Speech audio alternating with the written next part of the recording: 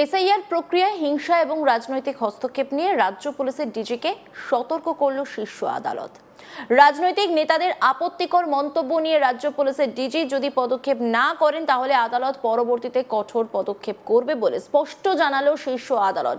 ডিজির সঙ্গে যেসব অভিযোগ জমা পড়েছিল তার পরিপ্রেক্ষিতে তিনি কি পদক্ষেপ করেছেন তা পরবর্তী শুনানিতে তাকে জানাতে হবে বলে নির্দেশ দিয়েছে প্রধান বিচারপতি সূর্যকান্ত, বিচারপতি জয় মাল্য বাগচি ও বিচারপতি বিপুল এম পাঞ্চলির বেঞ্চ।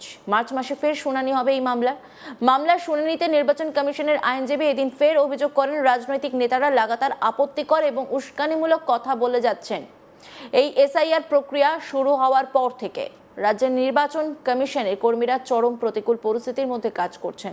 রাজ্যের পুলিশ প্রশাসনকে বারবার বলা সত্ত্বেও কোনো পদক্ষেপ করা হয়নি। তখন প্রধান বিচারপতি সূর্যকান্ত পশ্চিমবঙ্গ পুলিশের ডিরেক্টর জেনারেলের উদ্দেশ্যে বলেন, নির্বাচন আসলে রাজনৈতিক দলের নেতা নেত্রীরা লাগাতার এই ধরনের পারস্পরিক কুৎসা ও আপত্তিকর মন্তব্য করেন। এর বিরুদ্ধে ডিজি যদি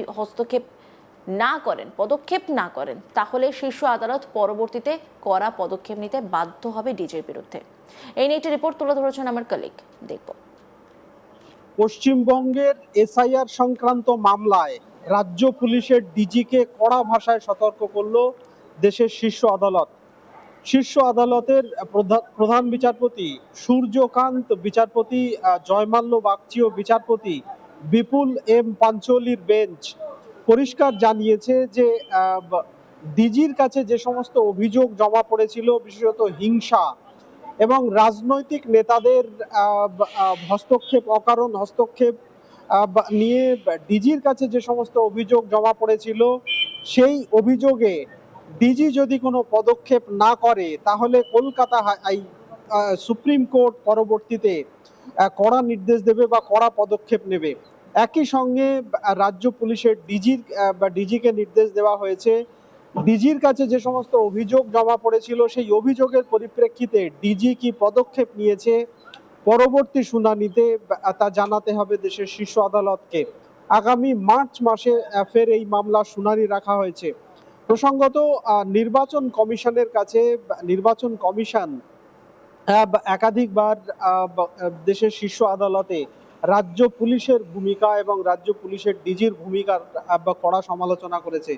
একাধিকবার তাদের পক্ষ থেকে জানানো হয়েছে যে বিভিন্ন সময় যারা এসআইআর এর কাজ করছে বিভিন্ন জায়গায় আক্রান্ত হওয়ার ঘটনায় এফআইআর দায়ের করার কথা বলা হলেও কোথাও পুলিশের তৎপরতার অভাবে এফআইআর হয়নি বা পদক্ষেপ করা যায়নি। ডিজির কাছে অভিযোগ জানানো হলেও আর পুলিশের পক্ষ থেকে কোনো পদক্ষেপ করা হয়নি। সেই নিয়ে শীর্ষ আদালতের আগেও নির্দেশ দিয়েছে, কিন্তু তারপরেও আজকে ফের নির্বাচন কমিশনের পক্ষ থেকে আইনজীবী শীর্ষ আদালতের 3 বিচারপতির বেঞ্চে জানান যে পুলিশের তৎপরতা বা পুলিশের কোথাও নির্বাচন কমিশন যে সমস্ত অভিযোগ জানিয়েছিল সেই বিষয়ে পদক্ষেপ করার বিষয়ে রাজ্য পুলিশের গাফিলতি রয়েছে বা রাজ্য পুলিশ পদক্ষেপ করছে না।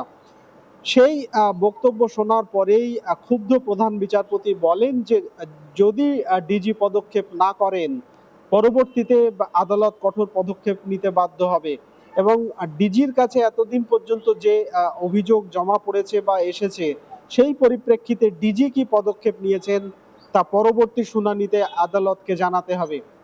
প্রসঙ্গত, রাজ্যের পশ্চিমবঙ্গের এসআইআর নিয়ে আজকে আরো একাধিক নির্দেশ দিয়েছে দেশের শীর্ষ আদালত, যেখানে জানানো হয়েছে যে এসআইআর এর যে চূড়ান্ত তালিকা 28 ফেব্রুয়ারি প্রকাশ করার কথা, 28 ফেব্রুয়ারি চূড়ান্ত তালিকা যদি প্রকাশ নাও করা যায় 28 তারিখে একটি তালিকা প্রকাশ করতে হবে।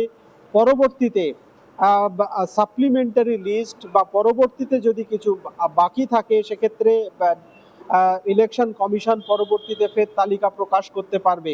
কারণ নির্বাচন কমিশনের পক্ষ থেকে আদালতে জানানো হয়েছিল যে নির্বাচন কমিশন পশ্চিমবঙ্গে এসআইআর এর মোটামুটি 95% কাজ শেষ করে ফেলেছে, কিন্তু এখনো 5% কাজ বাকি রয়েছে।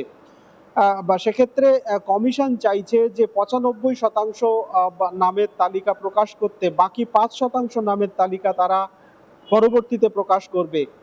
শীর্ষ আদালত সেই বক্তব্যেই রাজ্যের পক্ষ থেকে আইনজীবীরা এই বক্তব্যের বিরোধিতা করলেও শীর্ষ আদালত তাতে সম্মতি দিয়েছে।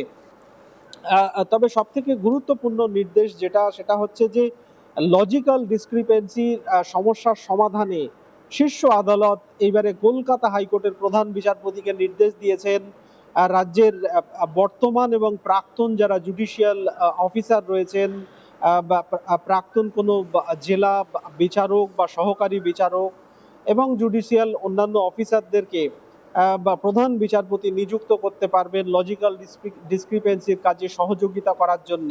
এবং সেই কাজ করার জন্য আগামী কালকের মধ্যেই কলকাতা হাইকোর্টের প্রধান বিচারপতিকে নির্দেশ দেওয়া হয়েছে। প্রধান বিচারপতি, রাজ্য পুলিশের ডিজি, কলকাতা হাইকোর্টের রেজিস্ট্রার জেনারেল, নির্বাচন কমিশনের আধিকারিক, এছাড়াও রাজ্যের অ্যাডভোকেট জেনারেল এবং অ্যাডিশনাল সলিসিটর জেনারেল একত্রিত হয়ে একটি বৈঠক করবেন এই বিষয়ে, যাতে কিভাবে জুডিশিয়াল অফিসারদের লজিক্যাল ডিসক্রিপেন্সির কাজে নিয়োগ করা যায় সেই বিষয়ে খতিয়ে দেখার জন্য।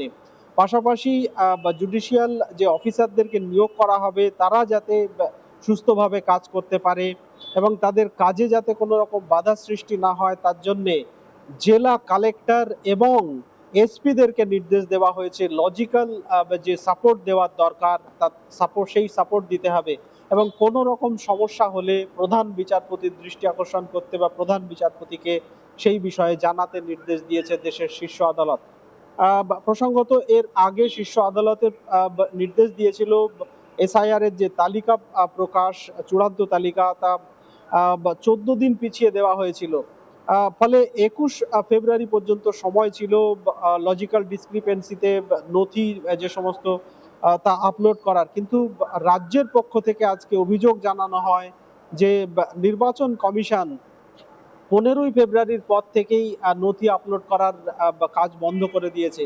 ফলে তার জন্য অনেকের নাম বাদ পড়ার সম্ভাবনা রয়েছে। একই সঙ্গে ইআরও, যেখানে শীর্ষ আদালত নির্দেশে জানিয়েছে যে ইআরও হচ্ছেন চূড়ান্ত আধিকারিক এই বিষয় খতিয়ে দেখার, এবং ইআরও সেই কাজ করার পরেও কিছু মাইক্রো অবজারভার বা কিছু স্পেশাল অবজারভার ইলেকশন কমিশন নিয়োগ করেছে, যারা ম্যাপ অর্থাৎ যাদের নাম ইতিমধ্যেই তালিকাভুক্ত হয়ে গেছে তাদের নাম বাদ দেওয়ার চেষ্টা করেছে বা তাদের নাম বাদ দিচ্ছেন তারা বলে শীর্ষ আদালতে অভিযোগ জানানো হয় রাজ্যের পক্ষ থেকে।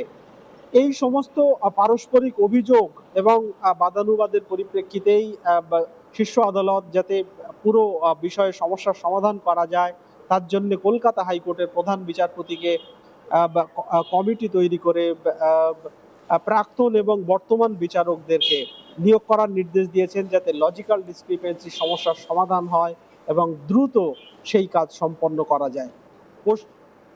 অন্যান্য খবরের আপডেটের জন্য অবশ্যই নজর রাখবেন আজ তাক বাংলার ইউটিউব স্ট্রিমিংয়ে। লাইক, কমেন্ট, শেয়ার এবং সাবস্ক্রাইব করতে ভুলবেন না।